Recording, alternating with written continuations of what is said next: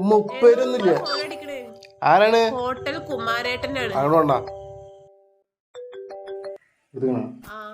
കുമാരേട്ടാ, നമ്മളിവിടെ നിങ്ങളെല്ലാം കാണാത്ത. ആഹാ, സാധാരണ നോമ്പായി കഴിഞ്ഞാൽ ഞങ്ങളാണ് വീടും പള്ളിയൊക്കെ പെയിന്റ് അടിക്കാറ്. ഇപ്പൊ നിങ്ങൾ തുടങ്ങിയാ മറ? ആടാ, നമ്മൾ രണ്ടാളും കൂടിട്ട് കഴിഞ്ഞ നോമ്പിന് കെട്ടിയ മറല്ലേ, ആ പച്ചമറ. അത് ഓലമടല് വീണിട്ട് ആകെ കെട്ടിപ്പണിഞ്ഞ് വീണു. അതൊന്ന് ആണിച്ചടിക്കണ്ടേ. അനക്കും മുബാർക്കിനൊക്കെ ആരും കാണാതെ നോമ്പിൽ ഒന്ന് ചാടിക്കാനുള്ള കുമാരേട്ടാ, വീട്ടിലല്ലടാ മന്ദ, ഹോട്ടലില് ലൗഡ് ഓടൊക്കെ പൊട്ടിക്കണ്. ഓടവിടെ കട്ടെ, നമുക്ക് മറ ശരിയാക്ക. ഇജെന്തായാലും വൈകിട്ടൊന്നും ഇറങ്ങുക. നിങ്ങൾക്ക് നാളുണ്ടോ വയസ്സിലാക്ക?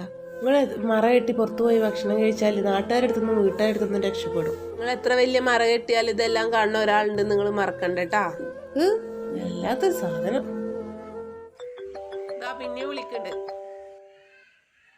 ഹലോ. ഇല്ലെങ്കിലേ ഇപ്രാവശ്യം വരണ്ട. ഈ നോമ്പെങ്കിൽ നോക്കാൻ നോക്കൂ. ഞാനിപ്പോ എനക്ക് വേണ്ടി മേടിച്ച മാറിയത് അത് കുഴപ്പമില്ല, ഞാൻ സഹിച്ചോണ്ട്. ഇപ്രാവശ്യം നോമ്പ് നോക്കാൻ നോക്കും. മരിച്ചു പോയിട്ട് ആൾക്കാരല്ലേ.